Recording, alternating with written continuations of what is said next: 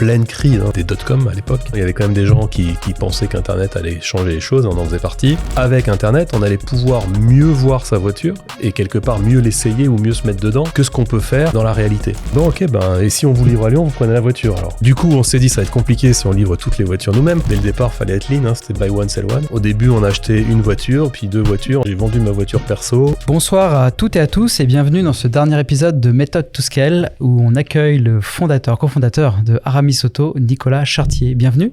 Bonjour. Alors, je pense que beaucoup de monde connaît Aramis Auto, mais je vais quand même essayer de faire l'exercice de donner quelques infos, quelques chiffres sur l'entreprise. Donc, c'est une société que tu as montée avec Guillaume Paoli il y a presque 25 ans maintenant. On est en 2001, je crois, au démarrage, où en fait, vous révolutionnez ce secteur de la vente de voitures d'occasion en étant le premier player full digital, full web, à l'époque, et avec une promesse qui était on va fournir des véhicules qui sont reconditionnés, qui ont un aspect quasi neuf et qui sont disponibles immédiats, et on a les stocks pour des clients qui sont en recherche justement de ces véhicules d'occasion. C'est une société, et il faut le noter, qui est rentable dès la première année et qui a soutenu une croissance très très très très forte et qui aujourd'hui pèse presque 2 milliards d'euros de chiffre d'affaires en 2023, plus de 2 milliards là, cette année, avec presque 100 000 véhicules vendus et qui maintenant représente 2500 100 000 c'est quoi, c'est une unité à l'année ou... 100 000 c'est à l'année, par an, 2500 collaborateurs, 6 pays en Europe, et une société qui, dans d'autres success stories, on verra aussi côté Théodo, qui a utilisé un des éléments qui est le lean en 2012 pour ça. Il y a une partie du succès qui est résumé dans un livre que tu as écrit, que ton associé, avec également 2 pontes de ce courant qui sont Régis Medina et Mickaël Ballet. Le livre s'appelle, si je ne dis pas de bêtises, la stratégie... non, ça c'est Réussir en équipe, non ? Réussir en équipe, exactement. Et tu as aussi préface de stratégie lean de Mickaël Ballet, et tu participes à l'écriture du livre Devenir un leader lean avec un sensei. Donc bienvenue. Merci. Dans l'épisode, on va revenir au début sur le 0 to 1, donc peut-être les débuts et comment on se lance dans ce marché atypique et comment on se retrouve à voir que ça fonctionne. Dans la deuxième partie, avec Émeric, creuser les points, selon toi, du succès côté scale, la méthodologie peut-être que tu as insufflé. Et dernière partie sur maintenant, quand on fait plus de 2 milliards de chiffre d'affaires, finalement, on va aller vers où ? Même le business model au départ qui était assez innovant, parce que et quand tu remontes l'herbe sous le pied d'Émeric. Non, mais c'est vrai qu'on a eu, ce que je redisais tout à l'heure avec Benoît, on a pas mal d'auditeurs qui nous demandent aussi d'expliquer les business models. Ils sont pas forcément familiers, donc en plus, ce sera une bonne occasion parce que tu as un business model intéressant, un peu différent. Ouais. Le point de départ, c'était que Guillaume et moi, on avait envie de se lancer dans une aventure entrepreneuriale. On avait envie de monter notre boîte, on n'avait pas envie de bosser dans une boîte traditionnelle, et on était jeunes, je sais pas, on avait 25 ans. C'était un pote, Guillaume ? Alors on bossait ensemble en fait dans une boîte dans laquelle que j'avais cofondé auparavant. Okay. Une précédente aventure entrepreneuriale en fait. Et 2001, c'était une crise de levée de fonds. C'était une boîte qui avait scalé et qui allait peut-être pas se développer comme on l'avait espéré. Et Guillaume et moi, on s'était dit, on va partir nous-mêmes et avoir notre propre aventure. Et on a commencé à étudier, à réfléchir sur quoi on pourrait se lancer. On avait 3 idées différentes. C'était le projet Partagas au début. On avait 3 idées différentes, dont celle-ci, qui était en partie inspirée par le fait que moi je connaissais quelqu'un qui avait un business de vente de voitures un peu traditionnel. Et on se disait que c'était un business qui était énorme, un secteur d'activité énorme. Je crois qu'en Europe, c'est, je dirais des bêtises, 300 ou 600 milliards de volume d'affaires, la vente de voitures. De 600 milliards.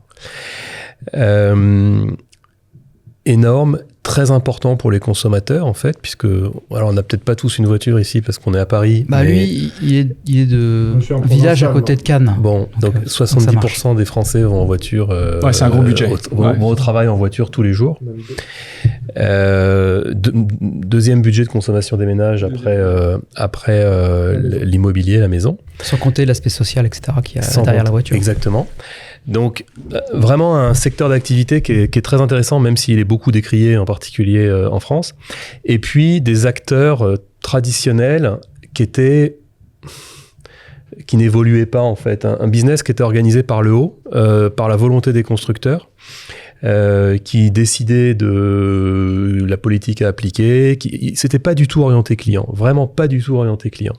Et nous, on s'est dit, il y a moyen de changer les choses. Et on en a tout un tas d'éléments qui nous faisaient penser que le marché allait évoluer. Donc il y avait une réglementation européenne qui était censée évoluer sur la vente de véhicules neufs, qui n'a pas vraiment évolué en réalité. Il y avait l'avènement d'Internet. Et puis, il y avait les attentes des consommateurs. Et on se disait, ça peut pas durer comme ça. Pour donner un exemple, quand même, à l'époque, on achetait une voiture, fallait négocier le prix. Je pense qu'on négocie moins aujourd'hui quand on achète C'était des concessionnaires indépendants à l'époque. C'était des grosses marques, des grosses familles. Oui, majoritairement. Mais il y avait aussi des distributeurs, des vendeurs indépendants. Mais on était vraiment dans un modèle où il fallait se déplacer, aller voir la voiture, négocier le prix. Si on n'était pas il n'y avait pas de garantie, il y avait des garanties relativement limitées. Avoir confiance. Et il y avait une image quand même assez négative aussi du vendeur de voitures, qui n'était pas toujours justifiée. Il y avait aussi des gens très sérieux qui faisaient du très bon boulot. Hein. Je dis pas que tout le monde était mauvais, mais c'était un secteur où il y avait clairement la place pour dire on va proposer une offre qui est vraiment orientée sur le consommateur et qui va partir du besoin du client. Et c'était voiture neuve ou voiture d'occasion à l'époque? Alors, tout au départ, quand on s'est lancé, on ne s'est pas lancé au départ dans les voitures d'occasion. Les premières voitures qu'on a vendues, et pendant quelques années, c'était des véhicules qu'on appelle des véhicules 0 km.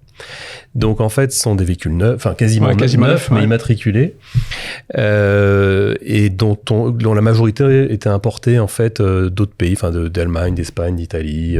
Tu as acheté des stocks. Exactement. Il y avait un côté un peu vente privée c'était un peu le vente privée de la voiture neuve. Ouais, d'accord. Avec du discount, parce que c'était 20%, 30% moins cher. C'était la promesse. Dès le début, c'était en objectif. Tout à fait. Donc en fait, tu avais 3 projets, tu as regardé la taille du marché, le niveau de maturité à l'époque qui naissait digital du marché, et puis la satisfaction client, et là tu t'es dit, ok, on l'expérience client où il y avait plein de frictions, ce que tu expliques. Ouais. Et puis on s'est dit qu'avec l'avènement d'Internet, alors Internet, à ce moment-là, en plus on était en pleine crise des dot-com à l'époque, néanmoins, il y avait quand même des gens qui pensaient qu'Internet allait changer les choses, on en faisait partie. On se disait que ça allait changer la manière dont les gens allaient acheter leur voiture et que c'était une opportunité aussi d'offrir une nouvelle offre. Juste pour donner un exemple, assez rapidement, alors quand je dis assez rapidement, c'est au bout de quelques années quand même, mais grâce à Internet, nous ce qu'on disait, c'est en fait on avait un stock qui était virtuel, enfin qui était en ligne, mais on avait dans toutes les villes dans lesquelles on était, on avait le plus gros stock de la ville. Puisque si j'ai 500 voitures en stock et que je vends mes voitures à Toulouse, personne, ou très peu à 500 voitures disponibles à Toulouse. Ou on peut multiplier l'exemple dans toutes les villes. Donc, et ça, c'était permis par Internet. Et nous, un des trucs, par exemple, qu'on voulait faire, c'était qu'avec Internet, on allait pouvoir mieux voir sa voiture et quelque part mieux l'essayer ou mieux se mettre dedans que ce qu'on peut faire dans la réalité. Alors mieux, c'est quand même pas gagné alors effectivement, mais en même temps, mais le mieux, il est différent. Il est peut-être pas mieux pour tout le monde. Mais en fait, on apporte tout un tas de choses qu'on peut pas avoir quand on va voir vraiment une voiture. D'abord, on peut en voir qu'une ou quelques-unes. C'est ça, parce qu'elles sont pas toutes disponibles. Voilà, elles sont pas toutes disponibles, elles sont pas ouvertes, elles sont pas elles sont un peu les unes sur les autres. Enfin, c'est pas forcément. Nous, on a fait un site internet, des sites internet maintenant parce qu'ils sont partout en Europe, où la voiture, on peut la voir en 360, on peut zoomer sur les défauts sont pris en photo, on peut zoomer sur les défauts. On a les photos du moteur, on a toutes les photos et donc on a un showroom virtuel. Il est ouvert 24 heures sur 24. Évidemment, comme vous imaginez, on sait à quel moment les gens se connectent. On voit qu'on a un nombre de connexions le soir qui est considérable au moment où les marchands sont fermés. Donc là, on peut continuer à aller visiter les voitures, pendant ce moment-là. Et donc, c'était un des apports qu'on pouvait avoir avec Internet, c'était d'avoir une offre qui soit une offre large, disponible partout, tout le temps, et de manière complètement transparente. Et ce qui est intéressant, je trouve quand même, il y a un côté visionnaire dans le fait qu'Internet permette de faire cette immersion, parce qu'à l'époque, c'est plutôt des fiches techniques qui se retrouvent sur Internet. C'est déjà un exploit en 2001. Les gens sont contents de trouver une fiche technique. Et là, on se dit non, on va faire une expérience en utilisant Internet en pleine puissance. Je trouve ça intéressant. Et puis personne croyait qu'on pouvait vendre des voitures sur Internet, évidemment. Quand on disait qu'on allait vendre des voitures sur Internet, les gens disaient qu'on était complètement Ils le disent un peu moins maintenant. Maintenant, tout le monde a un site, tous les vendeurs ont un site Internet et vendent des voitures sur Internet. Et rappelle-nous comment tu as basculé du coup de l'achat de stock de voitures immatriculées un peu neuves à l'achat de voitures d'occasion. Attends, par contre, j'ai une question, parce qu'il fallait un fonds de roulement important pour acheter un stock de voitures au début. Oui. Alors, oui. C'est un pari osé quand même quand tu achètes. Je sais pas combien tu acheté de voitures au départ, mais. Effectivement. Alors, et d'ailleurs, on a dit qu'on allait parler du lean. On va en reparler parce que dès le départ, il fallait être lean. Hein, c'était buy one, sell one, ou sell one, buy one. Puisque en fait, c'était ça. Au début, on a acheté une voiture, puis 2 voitures. Moi, j'ai vendu ma voiture perso. On a pris non, mais c'est vrai, on a pris toutes nos économies pour pouvoir acheter quelques voitures. On vendait aussi entre guillemets sur commande. Donc en fait c'était une sorte de marketplace où on avait l'intégralité des stocks, on avait des partenaires, on connaissait les stocks de nos partenaires et on achetait quand on avait vendu la voiture. Marketplace, qu'on a aujourd'hui d'ailleurs d'une manière beaucoup plus digitale et industrialisée. Et donc, enfin voilà, on le gérait comme ça. On n'était pas en mode j'achète toutes les voitures que je vais vendre. La majorité des voitures qu'on achetait, qu'on vendait, elles n'étaient pas encore achetées. D'accord. Ah, d'accord. Néanmoins, il y avait quand même besoin d'un fonds de roulement important parce qu'il fallait quand même les payer à un moment, les acheminer, les livrer aux clients. Donc quoi qu'il arrive, il y avait quand même un fonds de roulement de minimum 15 jours de chiffre d'affaires à financer. Finalement, le 0 to 1, c'est permettre la connexion au stock et les rendre visibles sur Internet à des clients. Exactement. C'est déjà un énorme et en fait un truc qu'on se dit qu'on dit aujourd'hui et qu'on pousse aujourd'hui, c'est le côté Tinder de l'automobile, c'est-à-dire je connecte des demandeurs avec des offreurs, des vendeurs, et je connecte des clients à la bonne voiture, et tout le truc c'est d'arriver à connecter à la bonne voiture. Le bon match, ouais. Ouais. Et du coup, si on est sur le 0 to 1, le one, à quel moment vous vous dites ça marche? On s'est dit là, en fait, on n'est pas sûr de la chance, en fait, on sent qu'il y a quelque chose. Ça mérite d'aller plus loin.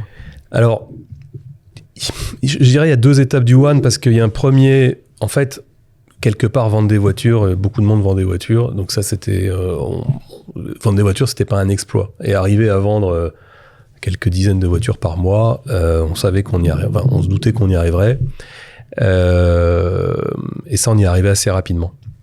Ce qui était d'ailleurs pas mal, parce que c'est vrai qu'on a dit qu'on était rentable dès la première année, parce qu'on avait quand même un fonds de business assez traditionnel. On achète, on vend, on gagne de l'argent sur chaque produit vendu. Donc, tu devenais comme un nouveau distributeur. Voilà. Et il y en avait plein d'autres, des entre guillemets petits vendeurs de voitures qui vendent quelques dizaines de voitures par mois. Et puis on était tous les deux au début, on lavait les voitures nous-mêmes, on faisait tout nous-mêmes, donc c'était c'était très lean. Et on se payait pas, donc c'est facile de gagner de l'argent dans ces conditions. Mais je dirais que là où on s'est dit que ça prenait vraiment, c'est quand on a commencé à ouvrir des points de vente et vraiment à scaler, c'est-à-dire avoir vraiment du volume et de la traction sur le business. C'est-à-dire, quand on a commencé à ce que notre modèle fonctionne vraiment, c'était pas uniquement on vendait des voitures parce qu'elles étaient moins chères, on avait des gens c'était un trafic sur le site internet, et c'était prouvé que l'alliance ou l'alliage site internet et point de vente physique était hyper puissant et quelque part générait beaucoup plus de traction que ce que faisaient les concurrents. Oui, parce qu'il y avait un réseau physique dans ce que tu dis. Alors, en fait, on a créé un réseau physique hyper light, contrairement aux distributeurs traditionnels. C'est sans stock, dans des endroits qui sont un peu moins chers, avec des locaux qui sont moins coûteux, moins prestigieux mais moins coûteux, avec des équipes plus polyvalentes, qui permettaient de développer sans augmenter en fait les prix pour les clients. Ouais. Mais ça d'ailleurs c'est un point de scale que je voulais creuser avec toi, parce que peut-être on passe sur la partie 2 là, c'est peut-être le moment de passer sur le scale. Bonne transition. C'est que justement vous aviez un modèle qui aurait pu être on parle beaucoup de modèles disruptifs de la tech, etc. Et on comprend bien pourquoi, parce que les SaaS, évidemment, tout ça, il y a beaucoup de récurrents. Et vous avez voulu faire un modèle qui est plutôt un modèle hybride. C'est-à-dire, non seulement il y avait de la tech, puisque vous aviez créé d'abord ces sites web, cette marketplace, mais vous n'avez pas fait qu'un modèle pure tech. Vous avez voulu faire un modèle hybride. Et notamment, si je comprends, quand tu as été après dans le reconditionné, vous avez fait vos propres centres de reconditionnement, vous avez vos propres centres de pointe. Comment vous êtes arrivé à cette idée d'avoir un modèle hybride? Qu'un modèle hybride, ça serait probablement un meilleur play qu'un modèle pur marketplace complètement tech. Et qu'est-ce que ça veut dire d'ailleurs en termes de boîte quand on monte une société hybride où on a à la fois, on garde certaines parties du métier traditionnel et en même temps on va digitaliser une grosse partie? Ouais, alors ça c'est un point assez amusant parce que nous on l'a fait d'une manière assez totalement pragmatique que je vais vous raconter et qui en même temps a été pénalisant dans la manière dont on a pu être perçu par le marché, et notamment quand on allait faire nos levées de fonds et tout ça. Pourquoi? Parce que comme on n'était pas un pur tech... On en revient aujourd'hui. Hein, alors totalement. Aujourd'hui, on est à l'opposé de ça, où on dit, bon les mecs, c'est vraiment ça qu'il faut faire. Mais nous, on l'a fait parce que c'était pragmatique et parce que ça fonctionnait et parce que ça répondait aux besoins du client, tout simplement. Comment on en est arrivé là? En fait, c'est assez simple. Évidemment, au départ, on se disait on va pas s'emmerder avec des points de vente physiques. Ouais. Au départ, on s'est aussi dit on va pas s'emmerder avec la réparation des voitures et on va faire que du digital. Ça va être beaucoup plus simple. On pourra tout faire depuis notre bureau derrière notre ordinateur et ce sera vraiment beaucoup plus facile. Mais on s'est rendu compte que, bon, d'abord, quand on fait du e-commerce, on a pas mal de logistique. Hein, on achète, on réceptionne, on livre, on s'occupe de clients. Donc, il y a quand même une partie physique. Oui, puis c'est pas des timbres que tu reçois. C'est pas du SaaS. Et puis, c'est pas des timbres ou des bouquins. Donc mais néanmoins, même dans les bouquins, il y a quand même une logistique et du stockage qui est importante. Donc, on n'est jamais complètement tech ou complètement non physique quand on fait du e-commerce. Mais... nous, ce qui s'est passé, c'est que on s'est rendu compte que, enfin, le point de départ, c'est on avait des clients. Alors, au départ, c'était Lyon. J'avais des clients qui me disaient, ouais, moi, alors on vendait les voitures nous-mêmes, hein, on les avait au téléphone. Quand on disait, moi je veux bien, mais je voudrais, j'habite à Lyon, je vais pas venir à Paris chercher la voiture. Alors je dis, c'était probablement Lyon parce qu'il y avait probablement, c'est une grande ville et qu'on avait beaucoup de clients là-bas. Donc les gens de Paris, ça posait pas de problème, les gens parisiennes, ça posait pas de problème. Mais voilà, il s'est trouvé que j'ai eu quelques gens de Lyon qui me disent, bon ben moi je veux bien. Ouais. Et d'ailleurs, hein, qui nous disaient au téléphone, ben moi je veux bien, mais faut me livrer. Bon. Et donc. En fait, ce que on a commencé à leur dire, on a dit bon, ok, ben, et si on vous livre à Lyon, vous prenez la voiture alors. Oui, si vous me livrez à Lyon, je vous livre la voiture. Très bien, monsieur, je vais vous la livrer à Lyon. Voilà. Donc, et je vais vous la livrer à Toulouse, et je vais vous la livrer à Tours, et je vais vous la livrer partout. Et donc, on a commencé à leur dire... la voiture et en plus, tu la conduisais. Alors, du coup, on s'est dit, ça va être compliqué si on livre toutes les voitures nous-mêmes. Et en fait, ce que je me suis dit, c'est, on va trouver des garages qui vont pouvoir, des partenaires sur qui se reposer, qui vont livrer les voitures pour nous, puis on leur filera un billet. Et c'est ce qui s'est passé. En fait, j'ai regardé les réseaux. Alors, en l'occurrence, réseau AD. Alors, on s'est dit, il y avait les réseaux Noroto, les réseaux, je sais pas, les Speedy, les machins et tout ça. Ouais, bon. Donc, il y en a certains, ça pouvait pas marcher, mais les AD étaient des gens très indépendants, en fait. Donc, en fait, un garagiste AD. Ouais, et en fait, j'ai trouvé un garagiste AD à Lyon. Et on l'a fait à plein d'autres endroits. À chaque fois, je prenais le AD de la ville et puis je l'appelais, je disais, écoutez, je fais ça avec vos collègues, est-ce que vous voulez faire ça? Et on leur filait, je sais pas, 50 € pour laver la voiture, livrer la voiture au client. Ouais, exactement. Le client nous payait en avance. Et il avait juste à récupérer sa voiture qui était... Et bon, c'était des garages de confiance, hein, c'est un réseau, bon. Et Lyon, il s'est trouvé qu'on a commencé à en livrer pas mal à Lyon. Donc, je me suis dit, je vais aller le voir, le gars. Je vais y aller quand même, rencontrer mes clients, voir le truc. On y va, et je me rends compte que dans son garage, qui est un garage quand même...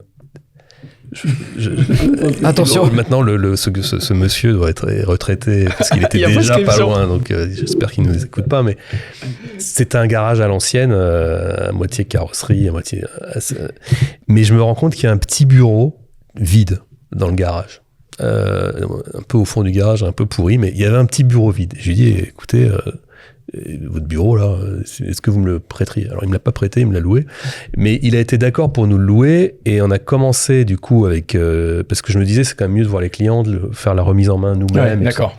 Et on a commencé avec Guillaume. On l'a ouvert le jour du lancement de la guerre du Golfe. Ça doit être la première en 2003, je pense, ou 2002, 3. Ouais. En tout cas, on a ouvert ce jour-là parce que j'étais parti avec ma Mégane et des trucs dans le coffre. J'étais parti le matin et à la radio, c'était la guerre du Golfe. Et donc, on a ouvert ce bureau.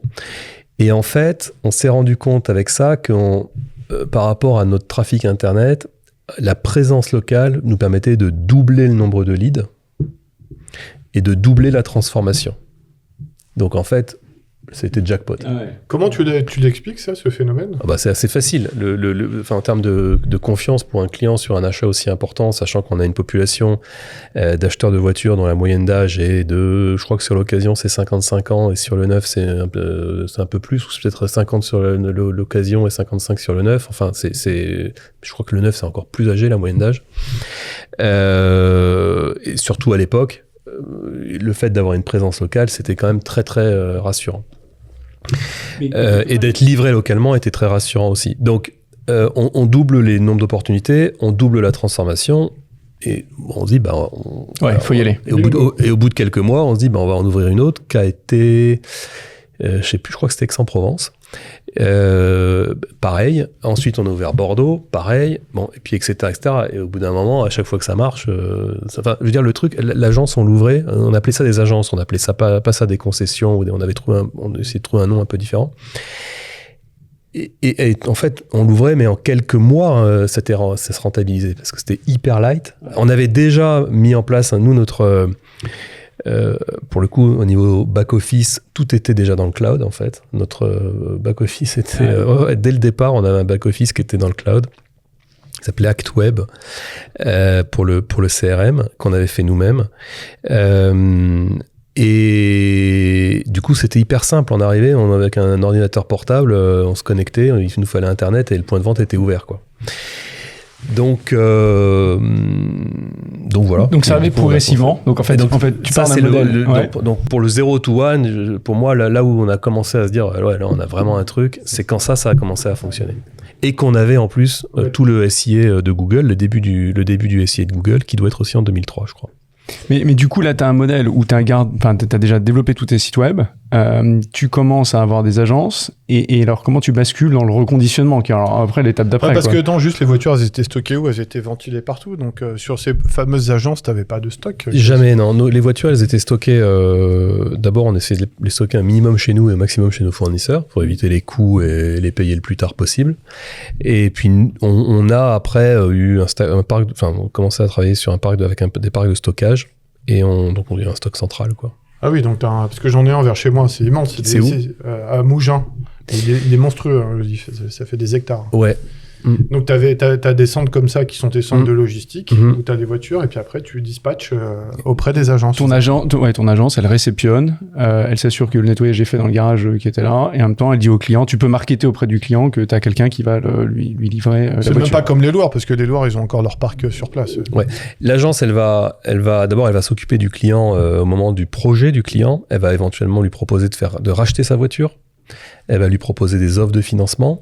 Et en fait, on a un modèle qui est complètement sans couture entre le site web, le téléphone et le point de vente physique. Donc notre client, il choisit. Et la majorité de nos clients, en fait, ont plusieurs interactions différentes. Commence, évidemment, 98% commencent sur le site web. Ouais. Souvent, passent un coup de fil. Souvent, vont aller faire un tour en agence pour se dire, bon, je vais quand même aller les voir. Et ça conclut pas forcément en agence, ils peuvent conclure ensuite au téléphone, à distance, par email ou sur le site internet directement. Donc en fait, on a voulu offrir tous les parcours possibles et la possibilité de passer d'un l'un à l'autre de manière complètement fluide pour le client. Ouais, tu as organisé toute ta tech derrière autour de ça. Tout est organisé derrière comme ça. D'accord. Et donc du coup ça marchait bien. Comment tu décides de monter des centres de reconditionnement? T'en as 8, je crois. Ça c'est ton deuxième point de scale? Ouais, parce que je trouve ça, c'est encore une étape d'après, quoi. Tu te dis. Ça t'intègre toute la chaîne de valeur. Ouais. Alors, ce qui se passe, c'est que on est sur le véhicule, ce véhicule neuf, quasi neuf, 0 km. Et qu'un marché, ce qu'il faut savoir, c'est si on se concentre uniquement sur la France, le véhicule neuf, au niveau des particuliers, c'est 1 million de voitures par an. Les véhicules, même pas d'ailleurs maintenant, les véhicules d'occasion, c'est 5 millions. D'accord ? Donc on a des tailles de marché qui sont complètement différentes. Le véhicule neuf s'adresse quand même à une part assez limitée de clientèle très CSP+. Il est extrêmement contrôlé par les constructeurs, donc on est très dépendant du bon vouloir des constructeurs, des déstockages qu'ils font et tout ça. Évidemment, sur le véhicule d'occasion, on est sur un marché qui est complètement libre. Par contre, le véhicule d'occasion, c'est un produit qui est plus compliqué puisqu'il faut le reconditionner. Puis c'était le Far West à l'époque. Ouais, voilà, t'avais pas de garantie, t'avais pas de... Et l'autre élément, c'est que nos clients, en fait, on vendait des voitures, mais nos clients avaient des voitures à revendre aussi. Quand j'achète une voiture, en général, très souvent, j'en ai une à vendre. Donc, ils nous demandaient, est-ce que vous me rachetez ma voiture ? Au début, on rachetait pas, on s'est mis à les racheter. Puis quand on s'est mis à les racheter, on s'est dit, tiens, c'est intéressant parce qu'on a une voiture qui peut intéresser quelqu'un d'autre. Au début, on les revendait à d'autres professionnels, mais on s'est dit, tiens, il y en a qu'on pourrait revendre à nos clients. Et donc, on a commencé comme ça à en vendre un petit peu. Et de la même manière, on a vu que ça fonctionnait bien et on a lancé notre offre. Donc là, on a lancé une offre, effectivement, en proposant des choses qui n'étaient pas proposées sur le marché, le reconditionner, qui fait que les voitures passent selon des standards dans nos usines avec contrôle, réparation et contrôle à la fin, évidemment photo pour le site web et tout ça, mais avec un niveau constant de qualité, ce qui n'est pas le cas chez les opérateurs traditionnels. Une garantie satisfait ou remboursée, qui est aujourd'hui de, je sais plus, c'est 14, en France, alors selon les pays, ça va être entre de 15 jours et 30 jours. Ouais. Et un prix fixe, mais ça on le faisait déjà sur le neuf, et puis tout un tas de garanties qui n'existaient pas sur le marché. Elles sont où, juste par curiosité, ces usines de reconditionnement ? T'en as plusieurs en France ou... Alors en France, il y en a 2. Il y en a une à Donzère, qui est au sud de Montélimar, et l'autre qui se trouve à Nemours, en région parisienne. Ouais, donc ça crée de l'emploi, c'est un peu sur le cadre. Ça crée de l'emploi. Mais ça, c'est-à-dire, si on revient un peu en arrière, c'était quand même tout un pan du marché qui n'était pas du tout structuré. Parce que tes voitures d'occasion, t'avais pas justement cette revue, cette garantie, enfin, tu vois, t'étais pas certain de ce que t'achetais. Donc en fait, vous avez quand même, quelque part, essayé un peu de professionnaliser cette... Les constructeurs s'y mettaient pas, les revendeurs, pardon, les... Si, alors, en fait, les concessionnaires, et les concessionnaires avec les constructeurs, il y avait les occasions du Lion. Voilà, c'est ça que je pensais. Chez Peugeot, il y avait les Renault, je sais plus comment ça s'appelait chez Renault, chez Audi Premium, je sais pas quoi ils ont. Chaque marque avait son circuit de vente d'occasion, puisqu'ils avaient de l'occasion. Mais c'était vraiment la dernière roue du carrosse, en fait. Donc, le premier élément, c'est que c'était la dernière roue du carrosse chez les professionnels. C'était pas noble. Voilà. Et donc, autant vous recevez dans une cathédrale magnifique pour vous vendre la voiture neuve. Ouais, c'est vrai, t'as raison. Autant pour le véhicule d'occasion, c'était le parc. Exactement, c'était le parc au fond, dans l'Algeco. Bon. C'est toujours encore une fois, oui, c'était pas le cas partout comme ça, et c'est pas, on peut pas généraliser, mais c'était quand même. C'est pas le même niveau d'expérience. Une tendance où le véhicule d'occasion n'était pas mis autant au centre. L'expérience client aussi était pas géniale parce que souvent les voitures étaient pas encore prêtes, donc elles étaient abîmées. On me disait on négociait, je vous la prends, mais vous me réparez ça. Est-ce que vous me faites la révision ? Ouais, d'accord. Ouais. Donc il y avait pas forcément toujours une expérience géniale. Et puis il y avait comme offre soit ces concessionnaires de marque, qui étaient d'ailleurs en plus assez marqués sur les produits vendus. C'est-à-dire que si j'allais chez Peugeot, j'allais avoir essentiellement des Peugeot, et c'est toujours le cas d'ailleurs, j'allais avoir essentiellement des Peugeot d'occasion. Donc c'était pas très multimarque, mais ça allait un petit peu, mais pas. Il y a quand même une très très forte prédominance de la marque d'origine. Et sinon, il y avait des acteurs indépendants, pas forcément tous professionnels, ou sinon l'achat au particulier. Voilà. Et donc une offre assez hétéroclite, mais pas forcément toujours très rassurante pour les clients. Donc nous, on a vraiment voulu créer quelque chose de très très où on a moins la frustration d'aller acheter un véhicule d'occasion. Parce qu'en fait, quelqu'un qui est un de mes mentors et qui a opéré pendant longtemps dans l'industrie d'automobile me disait l'acheteur de véhicules d'occasion, c'est un acheteur frustré parce que s'il pouvait, il achetait un véhicule neuf. C'est qui ton mentor, tu peux le citer? Je peux pas le citer. Enfin, oui, je peux le citer, c'est Pierre Guénan. Malheureusement, il est plus là pour nous entendre.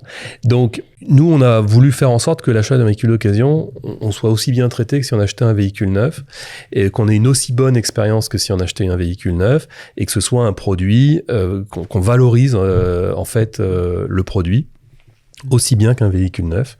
Aussi bien dans l'odeur quand je récupère le véhicule, ce genre de choses, j'imagine. Exactement, dans la qualité du produit, mais aussi dans le service qu'on offre au client, dans la considération qu'on apporte au client. Et puis, bon, il y a aussi un sujet d'économie circulaire. Le véhicule d'occasion, c'est une excellente réponse aux problématiques de consommation et aux problématiques aussi de budget des ménages. Nous, on voyait bien que le véhicule neuf, ça s'adressait quand même à une part assez limitée des gens, et que si on voulait élargir et s'adresser à un plus grand nombre, le véhicule d'occasion était aussi une possibilité d'offrir les services de manière plus large. Parce qu'aujourd'hui, dans le modèle Aramis, tu as une ventilation de combien entre l'occasion et le neuf? Aujourd'hui, c'est plus de 80% sur ouais, d'accord, c'est vraiment l'occasion. Okay. Et du coup, on voit bien le côté service client, tout ce que vous avez réussi à professionnaliser. Et si on revient un peu à ce qu'on disait au début, c'est du coup, comment tu fais ça en interne? C'est quoi la secret sauce pour mettre ensemble autour de la table et faire bosser des gens qui vont diriger une usine de reconditionnement, mais en même temps des techs, parce que tu avais quand même beaucoup de tech, et puis tu le disais, il y avait le SEO, etc., qui est apparu, puis beaucoup de choses derrière, beaucoup de data aussi, j'imagine. Comment on fait cohabiter dans ces modèles hybrides des gens qui ont qui ont pas grand chose en commun. Tu veux dire pas la même culture? Ouais, qui ont pas la même culture. Comment tu fédères? Ça se fait naturellement pour toi? Ouais, ça c'est pas un très gros sujet. Ouais, c'est pas un problème pour nous. Mais même pour attirer des talents, si tu veux. Aujourd'hui, ce qu'on dit, c'est vrai, quand t'as des talents de la tech, en fait, ils aiment bien les dans les boîtes de la tech, qui marchent bien, qu'on fait des grosses levées, voilà. Comment toi, tu te dis, je suis un modèle hybride, je suis un reconditionneur, mais en fait, venez chez moi parce qu'on fait plein de trucs. Comment tu arrives à rendre sexy, notamment pour les profils de la tech? Ça a beaucoup changé, hein, j'imagine. Mais... Non, mais oui, Aramis, pour un tech, c'est moins sexy que Amazon ou c'est pas même d'ailleurs Conto, hein, ou plein d'autres boîtes qui sont vachement plus tech. Même si aujourd'hui on a moins le problème parce qu'on a on a un centre qui est plus en Espagne. Ouais. Alors pour faire bosser les gens ensemble, je pense que le sujet c'est partager la même culture et partager la même vision. Et notamment partager tout, parce qu'en fait on a le problème dans une boîte traditionnelle, faire bosser un financier ou un contrôleur de gestion avec un créa dans une agence de pub, c'est compliqué aussi, mais nous moi je pense que la manière dont on essaie d'aborder le truc, c'est de dire on a un seul objectif, un objectif commun, c'est le client, et tout ce qu'on doit faire, ça doit créer de la valeur pour le client, dans le respect des valeurs qu'on a, voilà, et d'avoir un frame qui est clair, qui s'adresse à tout le monde et qui permet à tout le monde de s'y référer et de s'aligner là-dessus. Ça marche très bien. C'est hyper marrant d'ailleurs de voir, et les gens sont très contents. C'est hyper marrant. Si on parle de tech et d'opérationnel. Nous, aujourd'hui, nos data scientists, ils prennent un plaisir énorme à bosser en direct avec les sales pour développer des solutions d'IA ou le moteur d'IA qui parle aux clients sur WhatsApp. À bosser avec... C'est concret, quoi. Tu vois. Ouais. Et on les pousse. Alors, j'entendais parler de Gamba tout à l'heure.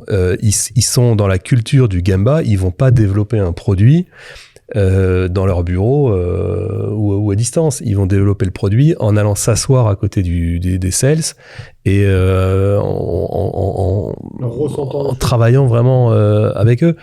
Donc pour le sales, c'est génial parce qu'ils bossent avec des gens d'horizons différents, et pour les ingés, c'est sympa aussi d'avoir cette opportunité-là et d'être dans une boîte qui fait que c'est facile à faire. Voilà. Donc c'est dans l'intérêt du client, c'est dans la culture de la boîte, et ça pose pas vraiment de problème. Alors, tu l'as touché justement, le deuxième élément qu'on voulait aborder avec toi, c'est forcément le lean. Quand on a préparé cet épisode, tu me disais que vous étiez 2 au début avec Guillaume, tu nous rappelais que tu faisais tout au départ. T'as eu une grosse croissance, vous êtes arrivé après une centaine de personnes, je crois, et tu me disais qu'à ce moment-là, c'est devenu compliqué. Et je pense que tu as eu un moment un peu de solitude où tu t'es dit, voilà, on a beaucoup grossi, on a des problèmes, et c'est surtout, on sait pas très bien comment les résoudre. Tu m'as dit que vous avez essayé pas mal de choses, avec les conseils, etc. Et ce que je comprends, c'est que finalement, tu t'es penché sur le lean. Je sais pas si c'est à ce moment-là ou si. Et ce que tu m'avais dit, c'est finalement, on peut avoir tous les conseils qu'on veut, etc. Ce qu'il faut, c'est que ça vienne d'en haut et qu'on s'en l'imprègne, parce qu'on n'arrivera pas à taper sur les gars et à les faire changer. Il va falloir que nous, on s'imprègne de ça. Est-ce que tu peux revenir sur les problèmes que tu as rencontrés, je sais pas, 100 ou 200 personnes, et puis du coup, comment t'es arrivé au lean, quoi? Alors, les problèmes qu'on a rencontrés, je pense, c'est les problèmes que rencontrent tous les entrepreneurs et qu'on rencontre nous aujourd'hui dans les boîtes.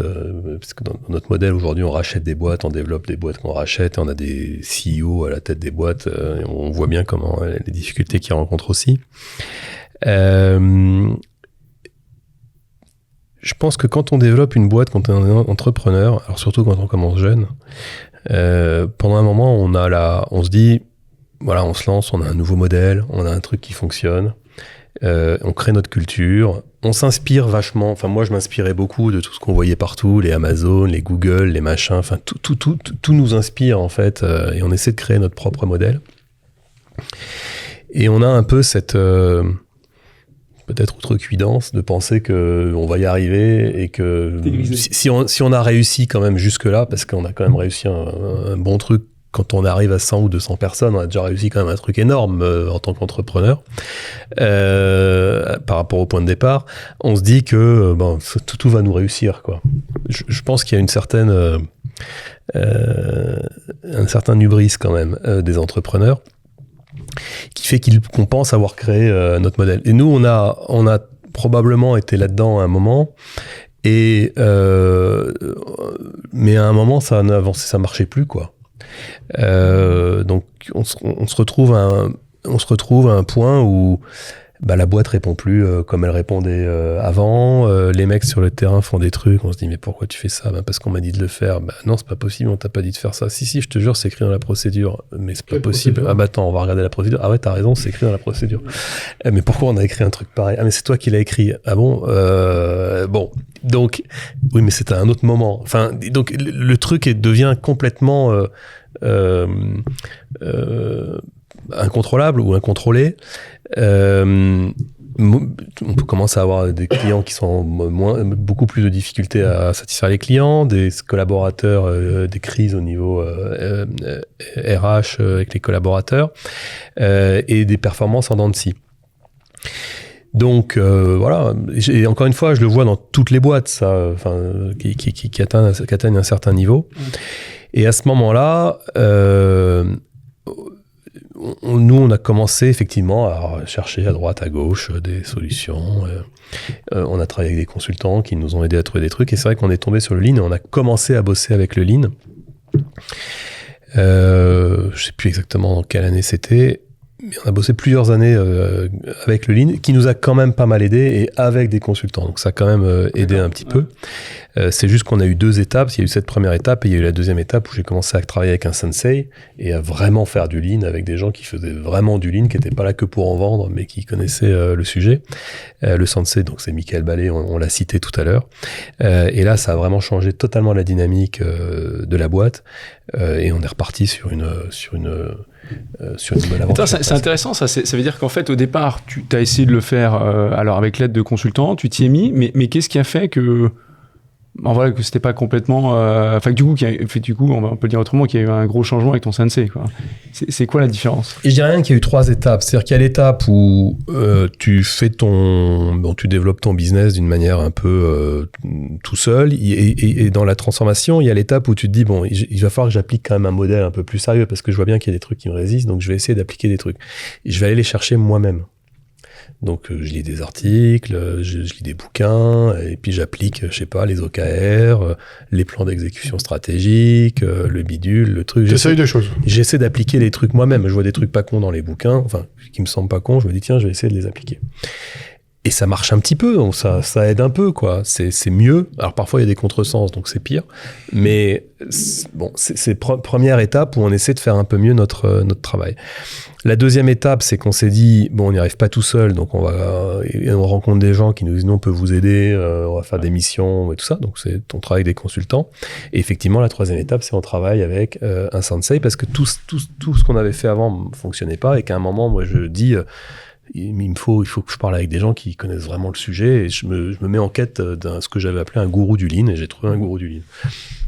Donc ça reste une démarche très perso, CEO, dirigeant en fait. Ouais, parce que t'aurais pu give up, t'aurais pu dire attends, maintenant ça fait 2 fois qu'on essaye, il n'y a pas de transformation. Je pense qu'il y a beaucoup de fondateurs qui give up, et le give up c'est je vends ma boîte, le give up c'est ma boîte décline, mais le give up c'est surtout je vends ma boîte en fait. Donc où je lève des fonds supplémentaires jusqu'à ce que je puisse plus enlever. Mais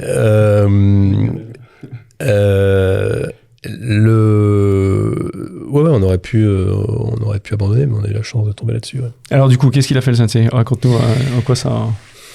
En fait, le truc que moi j'ai compris avec le sensei, c'est que à un moment, le sujet, c'est pas de faire des trucs à tes collaborateurs, et que le problème ne vient pas forcément de tes collaborateurs, le problème il vient de la manière dont toi tu diriges la boîte. Et que si tu changes pas la manière dont tu diriges la boîte, tu feras pas bouger les choses. Ça sert à rien de s'entourer de gens qui sont super forts, de leur donner des moyens d'investir et tout ça si tu diriges pas la boîte correctement. Donc le sensei, ce qu'il me dit, c'est diriger ta boîte, il y a des gestes, il faut que tu apprennes les gestes. C'est comme au golf, c'est comme au tennis, c'est comme tu peux prendre tous les exemples que tu veux de sport, de pratique.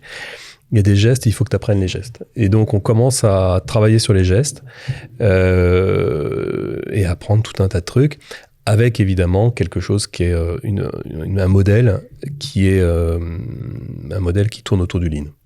Tu peux citer un geste, un exemple de geste, pour qu'on se projette dans ce que c'est un geste ? Un exemple de geste, c'est comment on fait pour aller sur le terrain rencontrer les collaborateurs. Comment on travaille sérieusement sur le terrain avec les collaborateurs, et comment on est pertinent dans le fait de challenger les collaborateurs sur le terrain, que la visite du patron soit pas la visite bon tiens il y a le patron qui vient, on va tout nettoyer, on va lui raconter une belle histoire, comme ça il va être content, mais que la visite du patron soit quelque chose qui soit utile pour le collaborateur, où on puisse vraiment parler des problèmes des clients, et où chacun en tire de la valeur, quoi. Donc ça c'est un exemple de geste. Mais on peut parler de comment on anime le comité de direction, par exemple. Comment on responsabilise les équipes, ou comment on autonomise les équipes. Comment on transforme l'usine, ou comment on augmente, enfin comment on raise the bar dans l'usine. Voilà. En fait, tu l'appliques à peu près partout. Partout. Partout aujourd'hui, moi, le Lean, c'est un framework. J'étais aujourd'hui avec mon équipe, l'équipe data, et on parlait d'un sujet sur la data, et je leur faisais le framework du Lean en leur disant, moi, c'est mon framework. Donc là, le truc que vous m'avez présenté, voilà le framework que moi j'ai dans la tête, grâce auquel je regarde votre problème, et voilà pourquoi je vous pose ces questions-là. Et voilà pourquoi je vous amène là-dessus. Et t'as formé du coup tes collaborateurs ? On forme, oui, bien sûr, on forme. Alors, t'as fait l'école de formation. Oui et non. On fait un petit peu de formation théorique et beaucoup de formation sur le terrain, et de transmission à travers des gens qui savent eux-mêmes. C'est le compagnonnage en fait. C'est plus du compagnonnage que de la formation, exactement. Peut-être plus le former le geste par le geste. Exactement. Du coup, je fais une transition, je sais pas si c'est la bonne, vers finalement la suite, le next game. Est-ce que quand on a une boîte qui est cotée, on fait plus de 2 milliards de chiffre d'affaires, qui a un succès, finalement, est-ce qu'il y a une étape encore plus haute que celle-ci, pour toi, pour Aramis ? Alors je pense qu'il n'y a pas beaucoup de limites pour Aramis. On dit qu'on est dans 6 pays d'Europe, mais on a des pays où on n'est pas. Donc il y a l'Allemagne, par exemple, mais il y en a d'autres. On a des parts de marché qui sont finalement assez faibles à l'échelle européenne. On peut avoir des parts de marché parfois locales assez importantes, mais à l'échelle européenne, on a une part de marché sur laquelle il y a encore moyen de doubler, tripler ou quadrupler. C'est quoi la part de marché par curiosité en Europe ? Je crois qu'on est à moins d'1% ou 1,5% de part donc de il y a un marché. énorme vivier encore. Donc on peut multiplier ça par 3 ou 4. C'est entre guillemets, je peux pas dire pas compliqué. Non, c'est faisable. Il y a un peu de, mais c'est Il y a du réaliste. boulot, quand même. On va dire que c'est réaliste. Ton TAM total addressable market est grand. Voilà. Et donc non, il y a une marge gigantesque pour continuer à faire grandir la boîte et continuer à apporter un service et faire évoluer aussi les offres qu'on propose à nos clients, parce que là on est confronté au challenge des véhicules électriques par exemple, d'une évolution aussi de la consommation de l'automobile, de l'arrivée de nouveaux constructeurs et peut-être de la disparition d'autres. Donc il y a énormément de challenges là dans les années à venir pour continuer à apporter une offre pertinente sur la vente de voitures aux clients en Europe. Sachant qu'on le fera pas là, mais effectivement c'est devenu un sujet financier aussi l'achat d'une voiture. C'est beaucoup il y a peu de gens qui achètent cash une voiture. Donc si les taux d'intérêt fluctuent vers le haut, il y a un impact direct, je pense, sur ton business, comment ça fait évoluer. C'est un changement de paradigme en fait. Pour la boîte, j'imagine. Tout à fait, ouais, parce que nous on fait les financements aussi des clients, donc oui, on est exposé à l'évolution des taux d'intérêt. Ouais. Pour la dernière partie, j'ai peut-être 2 questions supplémentaires. Peut-être, sauf si tu veux peut-être conclure, Julien, avant que j'y aille. Ouais, enfin rapidement. Ouais. Donc j'ai retenu 3 points moi de l'échange. Il y en a un dont on parle pas souvent, c'est la notion du UX et d'expérience client, qui dès le début, toi, t'as complètement disrupté le modèle de distribution de la voiture. Ce que je trouve génial, c'est que tu as pris tous les points de friction et tu as repensé, tu parlais d'Amazon, mais un modèle à l'Amazon. D'ailleurs, tu disais, c'était l'expression sell one, buy one. Et tu as vraiment appliqué ça dans le modèle de vente. On l'a dit tout à l'heure avec Benoît, mais ce travail de l'obsession d'aller rechercher la valeur sur le terrain et de bien la comprendre, c'est vrai que des fois, on voit que tu as des gens dans leur tour d'argent et toi, non, vous allez vraiment, toutes les équipes vont sur le terrain. Et puis je pense que ce travail des gestes est vraiment essentiel et c'est là où tu as inversé un peu ton leadership. Et c'est vrai qu'on n'en parle pas beaucoup. C'est quoi cette notion de geste ? Comment on les formalise ? Comment on les enseigne ? Et tu parlais de compagnonnage. Donc moi, c'est les 3 points qui m'ont marqué en tout cas sur cet échange. Merci Julien. Je t'en prie. Et oui, donc ma question, ça serait, est-ce qu'il y a un livre que tu conseilles à nos auditeurs d'acheter pour s'élever et apprendre quelque chose d'intéressant, et tu as le droit de faire ta propre publicité? Non, j'ai plein de livres à conseiller, donc je conseillerais évidemment Réussir en équipe. Je conseillerais le l'Intech Manifesto, que j'ai fait lire d'ailleurs à une partie de mes équipes, avec lequel on a fait un book club avec mes CEO de pays. Je l'avais dit à Benoît. Et puis, bon, ça fait déjà. C'est déjà pas mal, c'est déjà pas mal. Mais après, je peux. Même des livres perso. Autour du ligne, il y en a plein. Et perso, je pense. On peut se lâcher. Ouais. Ok. Et est-ce qu'il y a une personne où tu penses que ça serait bien qu'elle vienne partager son expérience, un entrepreneur, un leader à cette table? Ah bah tiens, ouais, alors voilà, je vais vous proposer Claire d'Underdog. Vous connaissez Underdog? Ah ouais, Underdog. Ok. Génial. Ouais, on la connaît pas, on l'a pas eu. Et ben voilà. Merci. Qui fait du reconditionné qui est à Nantes. Super entrepreneur, qui est serial entrepreneur en plus, et qui fait du reconditionné de machines à laver, enfin de tout ce qui est électroménager en fait. Et un gros carton. Voilà. Bon, bah super, très Merci beaucoup. Et j'espère que vous avez pris autant de plaisir que nous. Et à bientôt sur les ondes. Merci Nicolas. Merci beaucoup. Bravo.